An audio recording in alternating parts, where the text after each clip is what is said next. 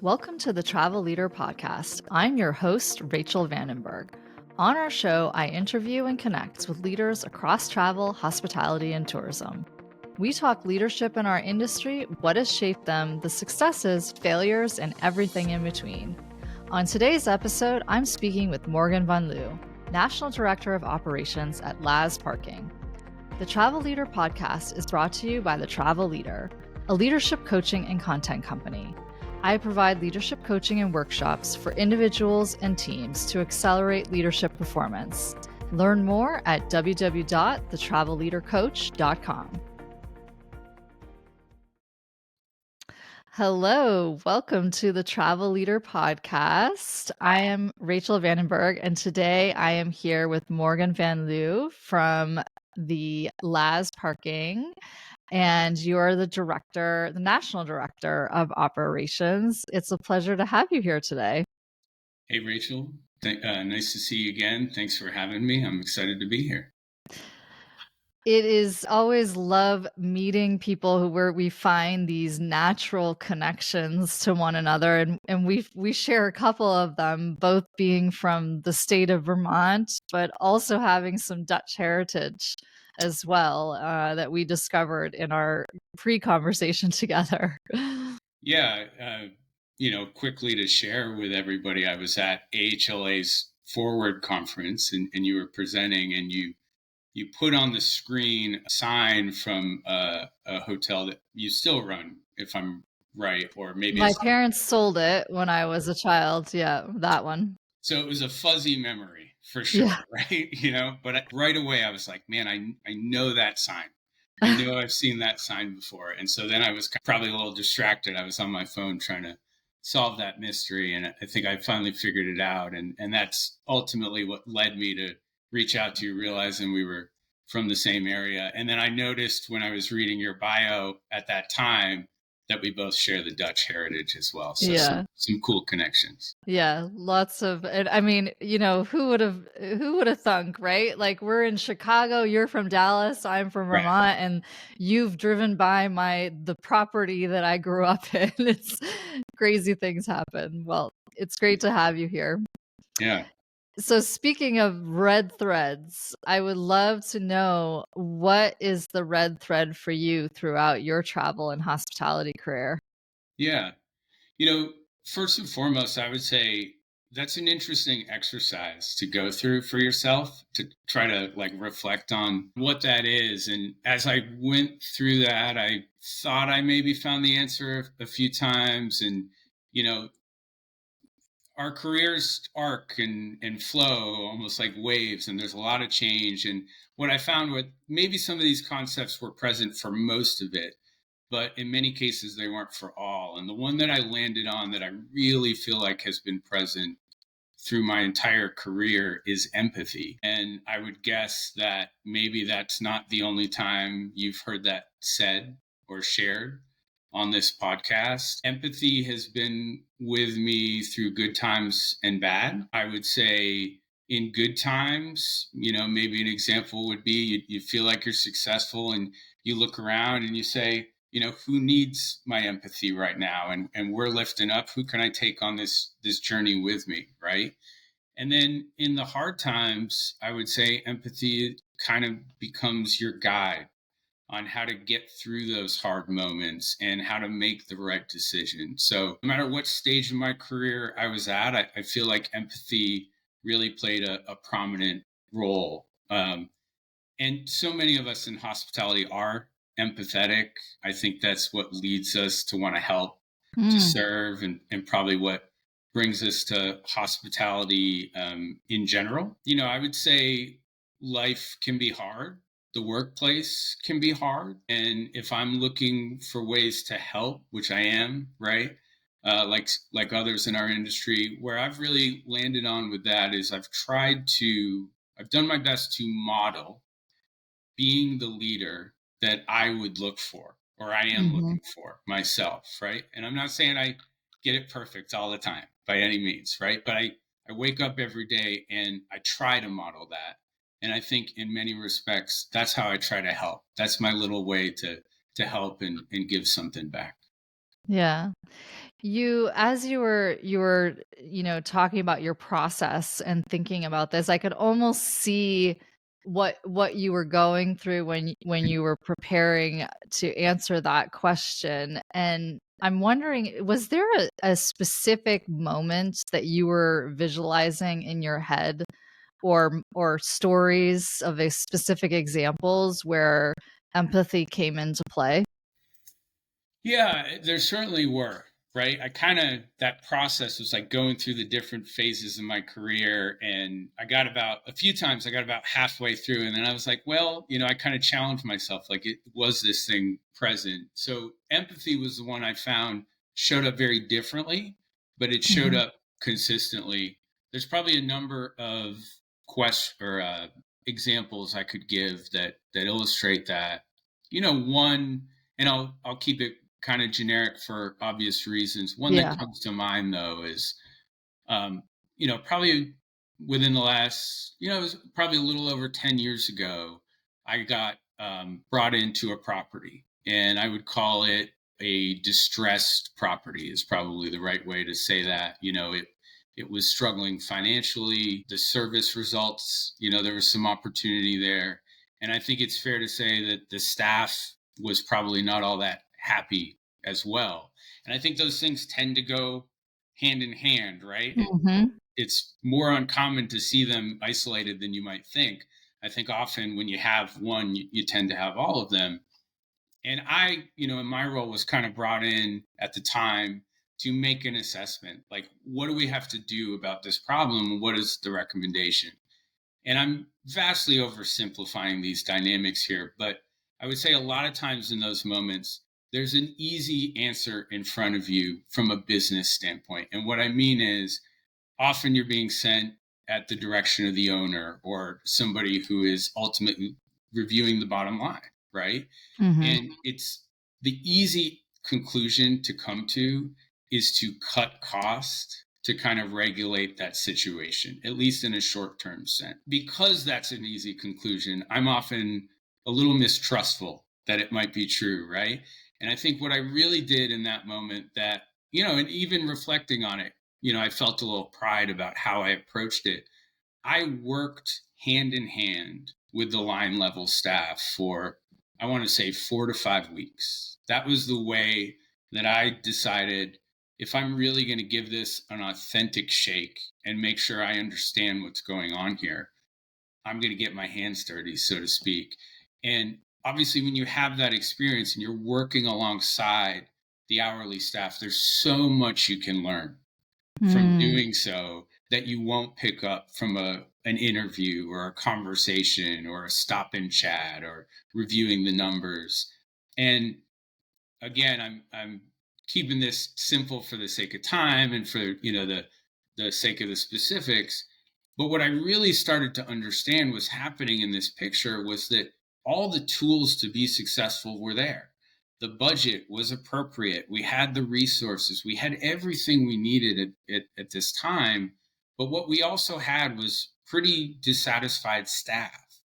And when you started to look at it, a lot of that, as is often the case, was just communication breakdowns. And this sounds so simple when, at least to me, it does when I explain it this way. But this was it's a whole hotel. This is a massively complex project that you're trying to navigate, and with a lot of interpersonal conflict and different needs and wants and all those things. And what it really came down to, and this ultimately turns into a financial resolution, but what it really came down to was seeking to understand how the employees felt. And as I did that, like, I really started to understand where the problems lied. And they weren't problems that were on my radar before I got there. I had to go Yeah. through that experience to really pick it up.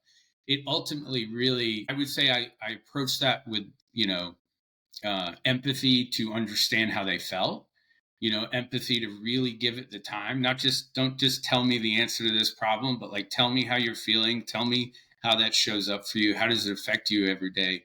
Those things led me to the answers. And what we were ultimately able to do was just restructure quite a bit, whether it was the org chart or the way we were approaching things or the policies and procedures we had. And, proud of the success story that came on the other end. And it also led to some pretty strong friendships in the business Mm-hmm. as well. I'm sure you've had those experiences where when you go through those really hard times, but you Yeah. come out the other end, a lot of times that builds camaraderie. So again, I know that's a sort of vague example, but I think a lot of the time you just have to get in, lead with empathy, and really try to understand how people are feeling, where they're coming from, and then try to identify the solutions based on that. Yeah. That is a wonderful example. I think that it illustrates like tangibly what does it mean to lead with empathy? And what it seems like you were doing is, you know, you could have gone in there and been made all kinds of assumptions about what the problem was. You could have come in very directive and said, "Okay, this seems to be the problem. This is the solution. This is what we're going to do." But no, you held back. You took a step back and came down to their level to understand, okay, what is actually happening here and what is your viewpoint and what's your experience. So, I mean, that's just a fantastic example of how to put that into practice. Yeah, I appreciate that. It was a lot of work, but I have a lot of pride looking back on it as well. That we did it that way, and it worked out the way it did. So, Yeah. And I mean, I think what you illustrated was that, the initial assumption was to come in there with cost-cutting measures, and part of the solution actually had nothing to do with, budgetary constraints, right? It had more to do, I mean, I'm sure there was some link to that, but initially some of it was just about, like, looking at it from a different angle and redoing the structure, like you said, like the organizational structure, and really understanding what was at the root of the problem. yeah, I refer often to like the symptom versus the cause, right? And I think Mhm. the symptom was the financial outcome, but the financial structure was not in any way the cause of that Right. outcome, right? That's just how it was showing up. So that's all the more reason to lead with empathy and make sure that you understand the situation before you start making decisions. Yeah, definitely. How would someone you work with closely describe you as a leader? Uh, I recently just took this in my hands and went out and talked to people that I work closely with to try to get a good understanding of this, which that too, I highly encourage everybody to do. You will learn a lot in all directions. And, a few things that stood out or were said multiple times by multiple people. Human care, that was said in a couple of different ways, but kind of this idea that, if I work with you, you're not just an employee, you're a person, right? And I want to know who you are and what drives you and how I can support. Patience was one that came up quite a bit, which that one, I don't know if I would have had on my own list about myself. So that was kind of, interesting and encouraging to hear. And I would say both of those, there were more, but those resonated for me because they came up a couple of times and they are also some of my values that I try Mhm. to display. Related to that, I've recently been reading up on this concept of value centric leadership, and I'm going to explain it. It's not the official definition, but I'll explain it the way I Sure. understand it, which is that you take your personal values and you basically apply those to the business world, right? And the idea is that then I would go out and I would hire like minded people who share those same values. And maybe they have different backgrounds, they have different skill sets. But if we all have those values as sort of like our moral compass or our North Star, right, to Mhm. guide us, then the idea is that that team will organically, be rowing in the same direction, even if not everything's aligned or perfectly, like knowing that you are all approaching it in the same way, with the same concepts in mind, will lead you to success. And I Mhm. really like this idea, like a lot. I've been Yeah. reading about it a lot. And I think it's like happens to all of us. I think sometimes this feels like something I've been doing or trying to do for 20 years, but I didn't know what it was called, right? And I didn't necessarily know fully how to do it. And sometimes when you hear that someone else has already thought of this and named it, that's like encouraging, right? Because you're like, oh Yeah. man, I'm not the only one who sees value in this. So I really like that concept. I've been really trying to lean into that. I'm really intending to take that as a go forward and try to talk to my team about it and this concept, and use that to drive myself as a leader in the future even more so. People would probably also say that I'm detail oriented. I focus on continuous improvement a lot. I think I'm very strategic. I love to lead teams, and think, I played a lot of sports growing up, and in a number of occasions, I had the opportunity to be a captain on my sports team. And I think that in many respects, that's how I try to lead. And so, to explain that a little bit further, when you're say I was the captain on my soccer team at one point, I'm not anybody's coach. I don't decide who's playing, right? I don't tell you what position you're playing, right? In many respects, you've already decided that with your skill set, right? And you just kind of show up.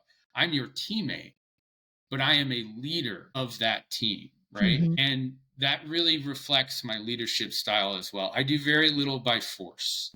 I don't really think force works very often, right? No. Maybe in the short term at best, right? So I really try to lead my team in that similar way where it's like, yes, don't get me wrong. Sometimes you have to be clear and you have to draw the line and you have to say this is what we're doing, but I like for us to work cohesively, decide together, right? And work towards things as a team. And so there's almost this balance of like, yes, I'm your leader and I will make that decision if I need to make that decision, but I'd rather you make that decision. And I kind of be there to help you to make that decision. Does that make Yeah. sense? Yeah. Yeah. Like from a helicopter view, the things that you've been talking about, I've been thinking a lot about lately because I'm developing a workshop about the first part of it anyway is about knowing who you are as a leader. And you've mentioned like your character attributes, your values, and what I was taking away just now is a little bit more about your leadership style and the way that you want to lead that's authentic to yourself. So, if what do you think, like, going through this process for yourself, why is that self-awareness and that, thinking about those different aspects of who you are, what is significant about that in your ability to lead? Man, I love that question. I think, like I kind of said a few minutes ago, like to think anyway, that I've been doing these things all along, but maybe I just didn't know the name for them, right? When you're in that situation, it makes so much sense to you. You don't need it explained to you because it's sort of like intrinsic, right? Mhm. But then when you go to articulate it to somebody else, it becomes very difficult, right?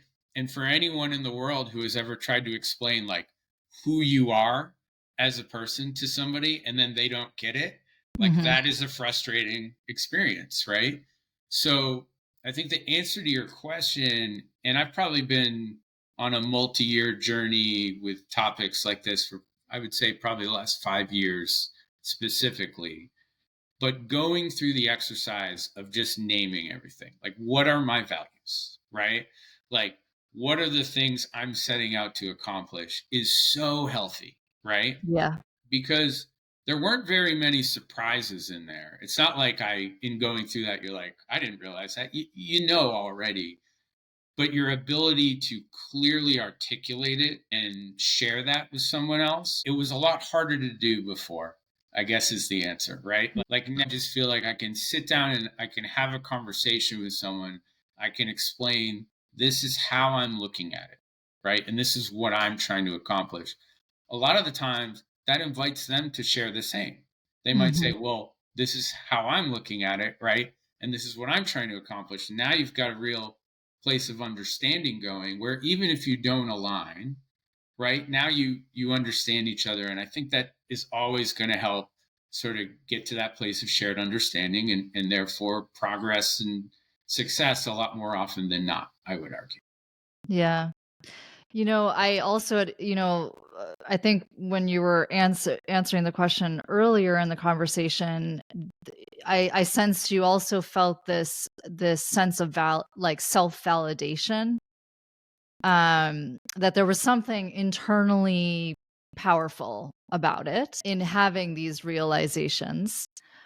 But also what you were just saying just now, it's like you're becoming this fully expressed version of yourself that has an ability to have more deeper connections with the people that you lead. Yeah.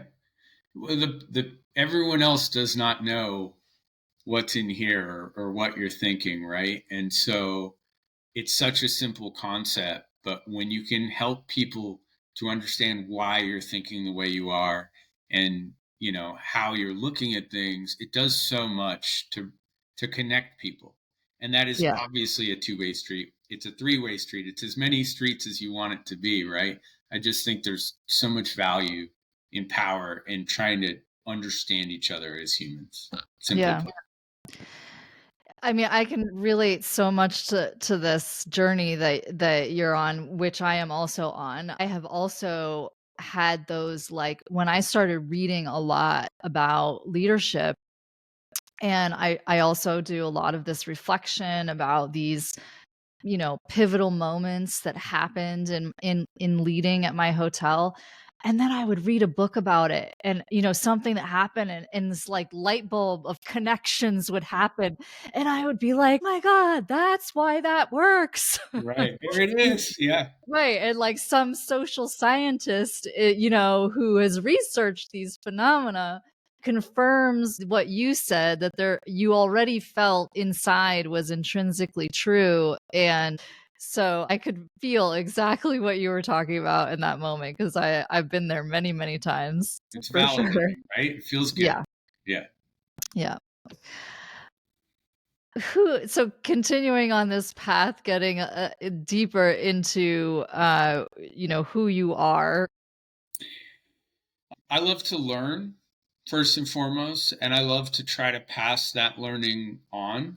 I don't know where that came from exactly. I think my parents, to some degree, for sure. I know that when I was 12, the very short version of this story is that I went to part of sixth grade in Costa Rica. And when I arrived there, I did not speak a single word of Spanish. So that Wow. that was quite an interesting experience for me. One of the best experiences of my life. Would do it a million times over again. 30 years later, I am still close with the Costa Rican family that I spent time with there. They're very tight, or I'm very tight with them. They're part of my family. I share this story because I'm this 12-year-old kid in another country. It's the 90s. It was very different, right? Nobody there spoke English. There was no internet really yet, Mhm. right? And I just had to learn so much, and at a young age. And I saw how different things were, but I also sometimes noticed, like, man, that's different, but I think I like that better. And so it really started to give me this juxtaposition of like these two lives I had experienced that were so different. I mean, Mhm. so different, right? And they each had these things that I liked about them, and they each had these things that were challenging. And I've come to think that fueled a big part of me wanting to learn, right? Is Mhm. just like being in that environment and just absorbing it. And so I've carried that forward. I love to learn and pass that on. I want to lend a hand, simply put. I want to help, you know. Again, it probably ties back to that empathy. I want to do the right thing. I know that can, there's some room for interpretation in what that is sometimes, but that's what I want to do. Is I want to wake up every day and do my best to do the right thing. And all those things can be hard to do. They can be exhausting at Mhm. times to do, right? but also it really gives me a sense of purpose, right? And again, a northern star, a compass, however you want to say it, right? I really feel like I have a good understanding of what I'm trying to do in the world. And I'm a father. I have a 10-year-old daughter, and you and I, well, I was going to say we met. We didn't meet at Forward. We met later, but I saw you speak at Forward, as we shared earlier in the podcast. And when I've been to Forward 2 years now. I had to miss last year for some personal stuff. Both times I came back, I sat down with my daughter and I told Mm. her about the conference, right? Wow. And it was like, this is what it's like. This is who is there. This is what we talk about.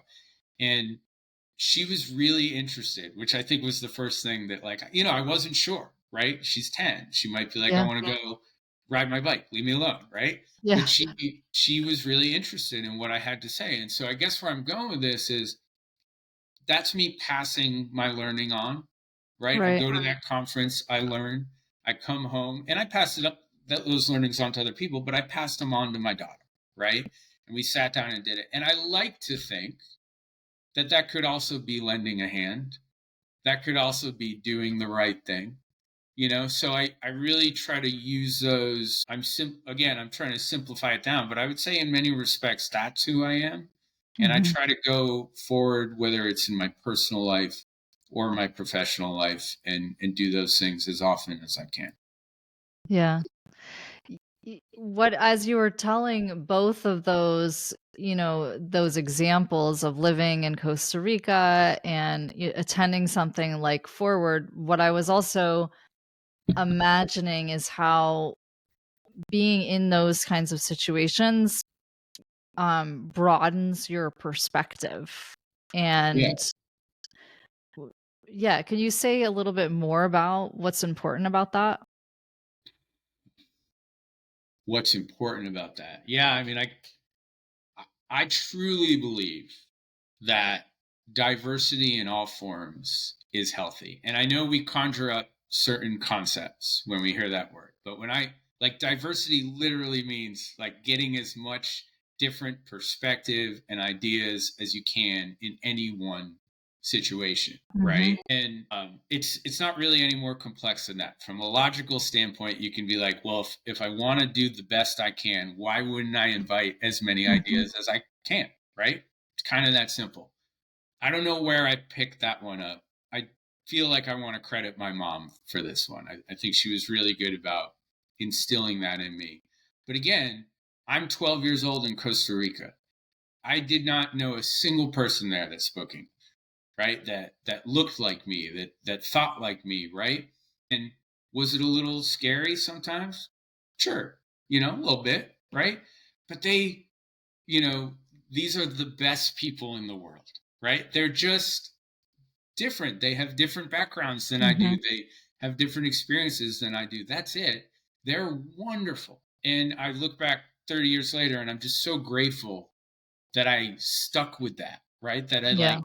I prioritize staying connected to them. And that's probably just one example of my journey where I can sort of look back in the rearview mirror and be like, man, I approached that with an open mind, right? I just went in and tried to see what was going on, and I got so much out of it. So much, right? Yeah. So, Forward is absolutely another example of that, right? I love that conference. I cannot wait to go again next year, right? We've been bringing LAZ Hospitality Services. We kind of didn't go over this earlier, but is a subsidiary of LAZ Parking. And I'm the National Director of Operations for LAZ Hospitality Services. So Okay. we have Yep. sponsored a number of our emerging female leaders to attend this conference every year. That number has grown every year. I want to say last year we were 40 deep.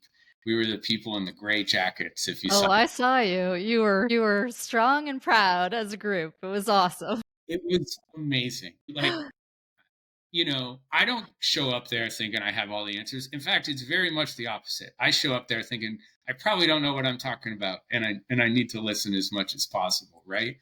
But there's so many just incredible leaders at that conference, right? All the different, like your presentation, what's one that sticks out to me as well, the unhustle mindset. I'm going to forget her name. Shoot.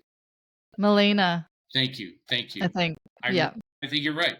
I really enjoyed that one. So, there's so much to be absorbed, but I'll tell you the real value is, like, for me at least, is spending those couple of days with those leaders, right? And absolutely. we go to the conference and they walk out of that room and they're like, you can physically see it on them, right? Like their head is ready to explode with what they've just absorbed. And now we're going to dinner and they have questions, right? And that Yeah. part is so exciting for me, right? And I think it's such a good experience to, I'm showing up, I'm part of the path to this opportunity for these young ladies. I'm very thankful to my company that they make this important, but I'm part of that path. And then on that path, I guess I would see myself as a guide. They're there to experience this. The purpose of me going is to grow their careers, right? But Hmm. I'm there where they can turn around and reflect some of this back to me. Like, what did you think she meant by this? Or how would you handle this situation? And I don't know, I get so much out of that. You would think they're asking me for my advice, so they're going to be the benefactor. I would say it's at least an even two-way street, right? Like Yeah. the amount that I pick up, and I know as a coach, like you will learn so much about yourself and so much about how you can get better and how you can approach things and how you can change from those interactions. Any opportunity I get to lean into a situation like that I haven't really experienced, that I don't really know as much about, I'm there every time. I Yeah. love to learn. Well, your energy around this theme is just absolutely it's contagious and exhilarating. And really, I mean, I can feel it like it's coming through the screen for me right now. And it just speaks so much to what a gift it is to put yourself in these situations where your mind is expanded. Um, and taking the time to do that. Yeah, it's really wonderful, and it's really wonderful to see how much of a champion you are for your team members with that. I really love it. So Thank I'm gonna go off script for a minute here. Something I just picked up on something that you've mentioned a couple of times about, there are good times and there are hard times. you. And you've mentioned a couple times that, things are hard sometimes. What comes up for you in your leadership and how you lead through hard times? Uh, yeah, wow, that's a wonderful question. I think, like, life is hard, right? It's beautiful too. Don't get me wrong. I'm not coming from a negative place, but I think to not recognize that life can be very difficult sometimes would be a mistake, right? Mhm. And I've had my own struggles. My family has had their own struggles. Most people have, right? It's just a matter of how they're different and what they look like. And what I know about those moments is that no matter, well, often the harder it is, the more you learn from it, or the more you can learn from it, or the more it can help you to be better. And I don't think I always understood that, but somewhere along the line, when my family and I went through one of the more challenging moments, I think that started to really come into focus for me. Mhm. So if you go back to this concept of, helping and leading with empathy and, all these things, I think what I know is that everyone is going through something like that, right? And there was Mhm. this old business mentality that, like, you leave that at home and that doesn't belong in the workplace. And I think that is the stupidest thing I've ever heard in my life, Yeah. right? Like, it's life, right? You can say work life and, but it's life. It's one Yeah. big pot and everything affects everything. And how you feel at home affects how you feel at work and vice versa, right? So knowing what that's done for me, right? And that's a weird way to say it because those are hard moments, but it has done something for me. I think to myself, I may not always know what everyone is going through, but they probably are going through something, right? And maybe I can model for them how to manage those situations. A, how to get through it, because that's a real aspect. How do you just get through these tough moments? But then also, like, what can you turn it into? How do you turn it into a positive? And I don't know if anybody modeled that for me earlier Yeah. in my life, right? It's hard to say. But somewhere along the line, I went through these experiences and I had good friends who sort of guided me through those moments and tried to, pick me up. And as I went through those experiences and I would talk to them and they would reflect back on me, like how I was showing up differently, it really started to become clear to me that you never want those moments to happen. But once they're there.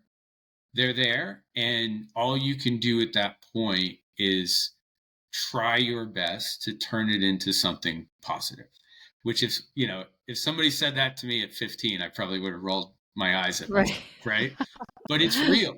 It's Yeah. absolutely real. I've been through it a number of times and I've been able to support others through it. And in some ways, as hard as those memories are, those might be the things I'm most proud of.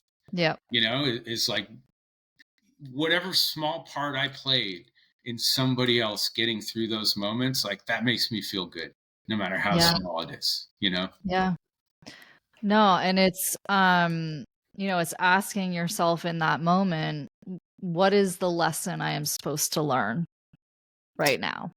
Yeah, that's a good one. I don't know if I've said it to myself that clearly, but yeah, that's a great way to look at it because there Yeah. are there are lessons there, right? Yeah. And they may be hard to process, but when you do, I think it can do so much for you as a person. And by the way, those around you, right? There's been Yeah. moments where my family needed me and I needed to be there, at an extra level of right. So again, you're trying to model that. You're trying to show them this is and by the way, they're modeling for me and Yeah. it's all cyclical, right? But we're just trying to show each other the things we've picked up along the way to help each other get through it. Yeah. Yeah.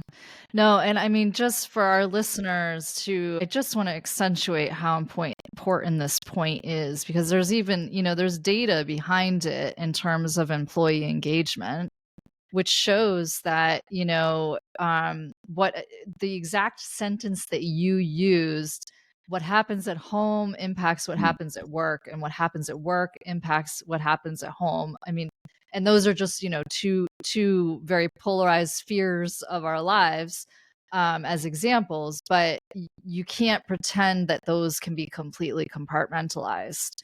And we have to look at the whole person when we show up at work, and that is part of our job as leaders, and truly leads to much higher employee engagement when you take that approach. So yeah, there's so much, yeah, about that that I wanted to further emphasize Yeah, for it's sure. back to that value centric leadership. Like I would say that's an example of it. And not only are you doing the right thing, but I actually think it's good business. A happy employee is a good employee, right? Like, why wouldn't you invest in their success? Obviously, there's some line at some point, right? But as an employer, like anything that is easy for me to do from a time cost standpoint, easy is probably not the right word, but I think you understand where I'm going with this. Yeah. I'm going to do it. Why wouldn't I? Right? Why Yeah. wouldn't I make that effort? So again, I just think it's good business, aside Yeah. from being the right thing to do. Yeah.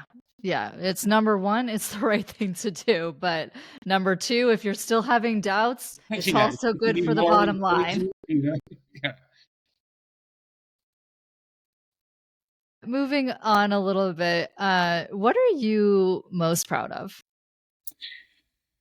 Boy, I would say I'm proud of well, I should start by saying this is probably an area that I struggle with historically, right? Like I fit that mold of like I'm very good at helping others and I'm not always as fair to myself or kind to myself. So this is something I've been honing and I'm trying to model that for the listeners right now. But I do have a long list, right? As I really sit through and think about it, I'm like, be fair to yourself. There's a lot to be proud of here. I'm very proud of what my wife and I have built together. And that means a lot of things, but I've been with her nearly 20 years now. We've known each other for a long time. It's been a journey. We've moved all over the country. I'm really proud of the life her and I have built together. I'm really proud of how I show up as a father. I will never say that I'm perfect or, everybody it's hard being a parent and Mm-hmm. you're doing your best and you're trying to show up as good as you can every day. And some days are not as good as other days, right? But I'm proud that I wake up every day and I go forward with those right intentions, those values we're talking about. And when my daughter's having a hard time, I try to model for her how to work through those moments. I'm very proud of that. I try really hard to be a good friend outside of work, right? I like to be reliable. I think of myself as the guy you can call at midnight on a Wednesday and be like, I need help and I'm on a plane, you know? Career wise, it's important for me to reflect on this. I got my first job at a hotel, God, 20 something years ago.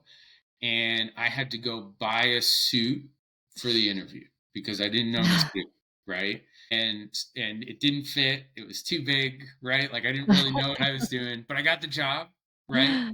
And I went from that up the ladder. And I remember at one point in my career, probably 10 years ago or so, I said to myself, you know what I would like to do is I would like to be a national director of operations someday. This is true. And I said that to myself before I even worked for my current company. So this was really kind of Wow. in my mind at one point. And then, I think I influenced the situation in certain ways.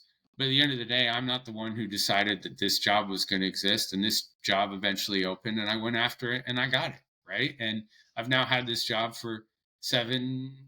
We'll see how this career continues. I'm with a great company, so I'm very optimistic and looking forward to the future. But it's equally important to turn around and kind of be like, man, I'm proud of that. I worked through all that, right, and I Yeah. did that. So I'm proud of those things for sure. I'm proud that I show up every day and I try to do the right thing.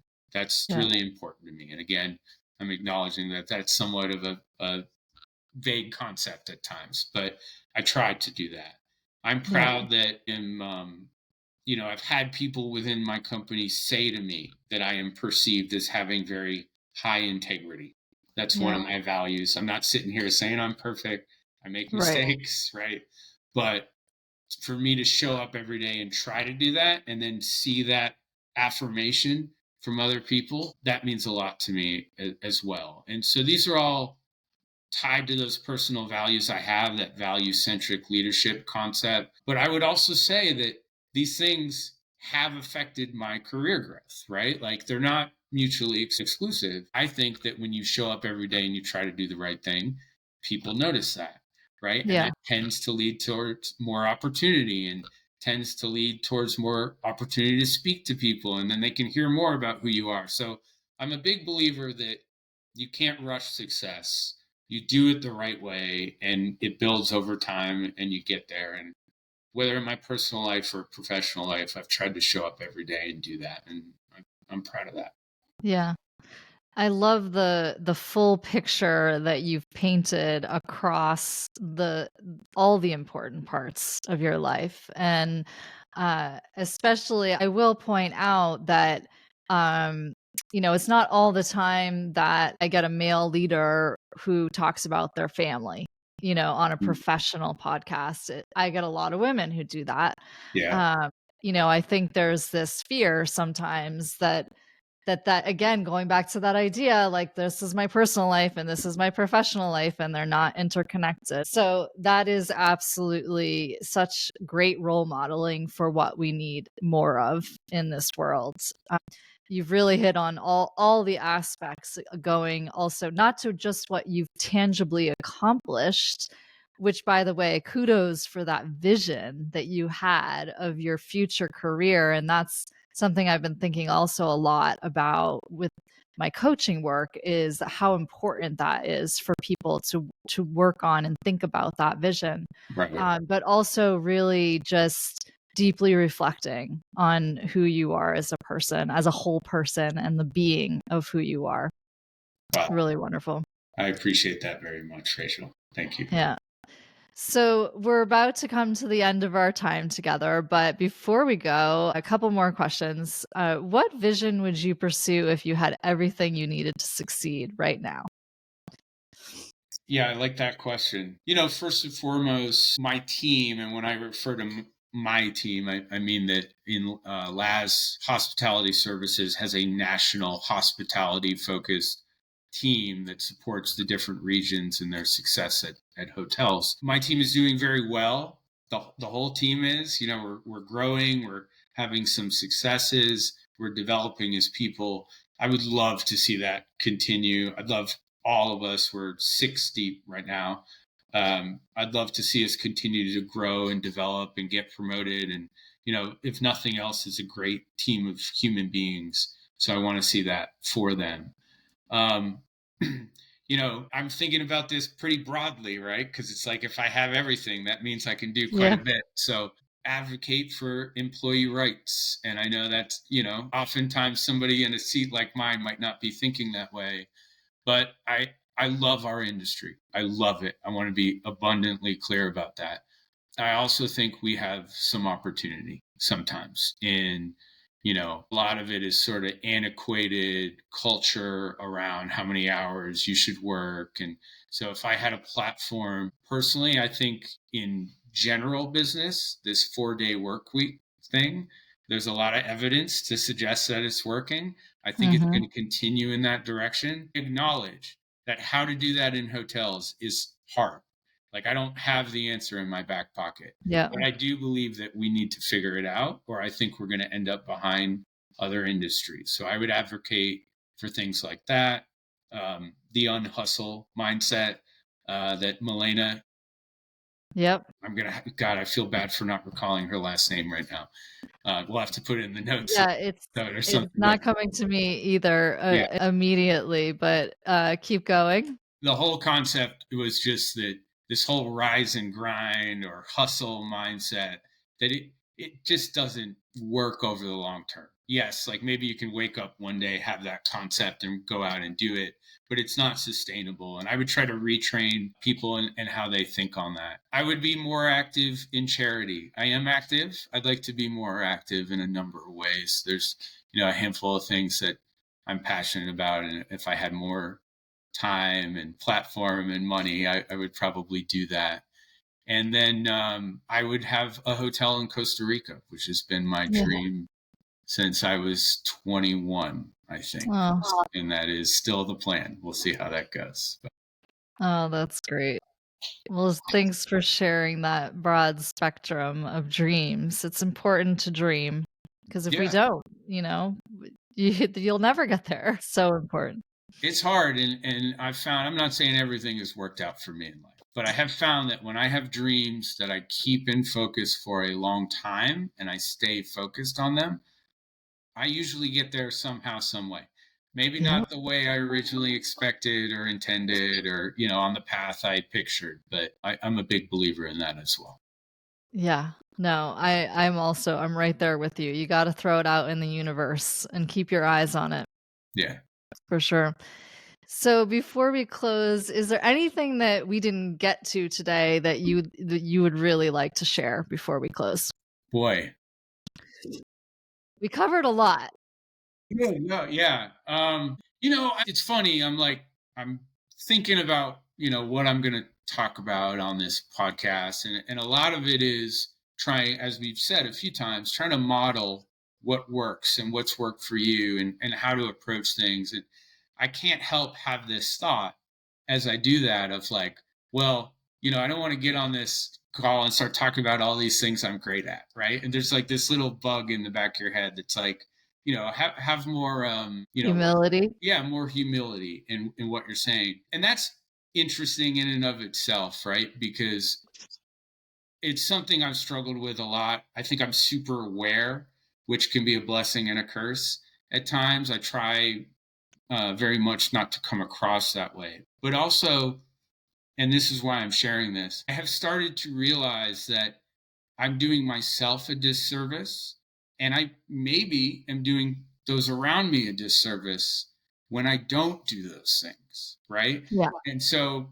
I struggle with that. I struggle with that all the time, and I'm sharing this with the listeners because I'm imagining that a number of them might struggle with that too. And so, Yeah. you know, having emotional intelligence, right? Being able to understand where people are at is important. You need to make sure that the messaging is appropriate and that they'll hear it. But I would just say there's so much value in speaking about what you know, what you're passionate about, what you believe in. And I've I've learned that the more I do that, no matter how many little birds I have in the back of my head saying, be careful, don't do it, the more I do it, the more it's received well.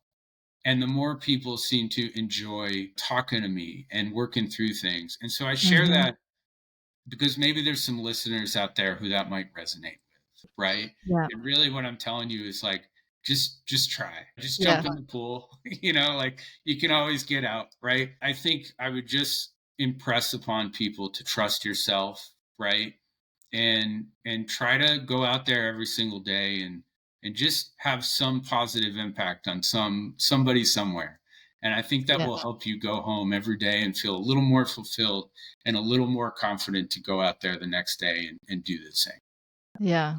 No, that is such a really it's a very important message. And I shouldn't have cut you off with interjecting my own words, but I think there's a difference between showing up and talking about yourself with ego and bravado and versus showing up